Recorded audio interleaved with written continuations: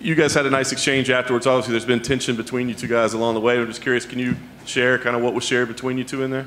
I said, you know, I don't like you, you don't like me, but I respect you. He said the same thing, and he said, I'm sure in another life we'll be friends. I said, maybe. But yeah, we're just two guys trying to be the best in the world. But tonight I'm the best in the world. He believes the third fight's inevitable. Do you see that in your future? I said maybe. I said you rack up some good wins, and I'm sure I'll see you down the line. I say that to kind of like just, you know, pat him on the butt. Just, good job, kid. You know, but we'll see. I mean, the division's filled with killers. It's filled with killers, but I'm looking forward to fresh meat. You mentioned Jared Cannonier's name as potentially that fresh meat. I'm curious, how much did you get to watch? I mean, obviously you're prepping, you know, getting ready. So were you watching in close detail, and what did you think of his performance? Not close detail. I just saw bits and pieces. I think he even got rocked. I saw he got taken down.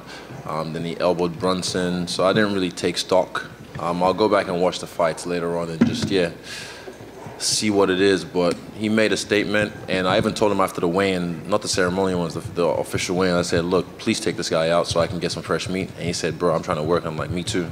So I'm a man of my word.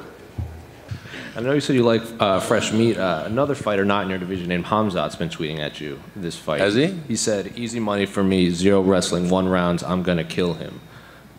Okay. You're making this look easy, lapping the middleweight division. Do you think going back up to light heavyweight is in the cards for you? Later on down the track, but right now, I like fresh meat at middleweight, and I'm glad I have a new contender in Jared Cannonier, so I look forward to June. I'm thinking June for that one. I know it's not just me, it's me and my coaches, and yeah, but I'm sure they'll agree. June, we can take that out. Wrestling has always been dominant in mixed martial arts, but you came from a kickboxing background. Do you think you have changed that myth? Yeah, the thing for me was I had to humble myself years ago and just be like, look, I never want some nerd in a, blue belt in pajamas to be able to beat my ass as a world champion kickboxer. So I humbled myself and I learned grappling, I learned wrestling, and I know how to wrestle, but I don't know what that sound is. I know how to wrestle, but I just haven't had the opportunity to use it yet. In this fight, I thought the opportunity would present itself, but once I kicked his legs a few times and he realized it was compromised, he took it away from me, so I wasn't able to get to that leg like I wanted to, or to his hips. He tried, and I showed that last takedown, he put everything into it, and somehow I stayed standing because my hips don't lie. You say in the press conference that at some point last year you felt too comfortable, that your rivals were trying to survive instead of really trying to win, and that you were expecting that for this fight things were different. I just wanted to know if you felt that difference tonight. Yeah, he brought the fight. From the start to the finish, I stayed on point. With my last fight in Phoenix, I was never in danger. I was just like, man. This fight, I knew, if I get caught slipping, he can put me away. I liked his double jabs, and then eventually he turned into a triple jab, and I was like, okay, that's a good change up, but I was still able to get away from it most times. What else? His wrestling was, it was okay. I was never, even when he was on my back, I found it funny. I was kind of like a hunchback. I was like, all the way to my corner, and then I just knew, like, we've done this from 9 a.m. every other day. We literally spent times just, someone on your back, ready to go. And I know the systems to get away from that. So, yeah, I was comfortable in those positions. I'm comfortable in the uncomfortable. Thank you. But it seems like a little bit different emotion than after the last one, obviously a different fight. So I guess just tell me, how do you feel at this moment? Well, this one was better than the first one, huh? Like, yeah, I thought I did enough. Breaking it down, I think I lost the first round. And I put myself back together. I think I beat him to every punch. I got takedowns. Thought I did enough. But it is what it is. That's how, work goes in the office.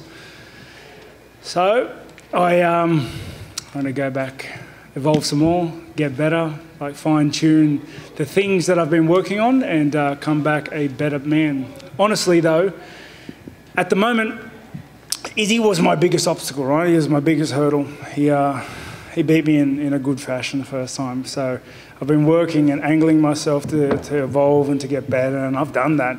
And you can see in this fight I just had with him how much I've come, to the point where I think I beat him. You know, so I'm excited. I'm excited for the future. The ceiling is nowhere in sight. Like there is no ceiling for me, I don't believe. Yeah, that's how I feel. All the focus, of course, was on how much you changed and how you evolved and what you would do differently. As far as what you saw on the other side of the cage, I mean, how much different did you think he was, and were there any surprises in there tonight? No, I wasn't really surprised too much. He's a good fighter. Like, props where they're due. He's a very good fighter, and he's going to... Honestly, I don't see anybody else getting close to beating him. He's a phenomenal fighter. He's got good eyes, he's got good timing, and his physical makeup just make him dangerous. You know, he's been gifted with a good set. But honestly, I thought he looked very beatable. I thought I beat him. I thought I did enough. I got inside his reach. I beat him to every punch, beat him every time. He didn't land anything that really hurt me, bar that one shot in the first. And but yeah, you know, yeah.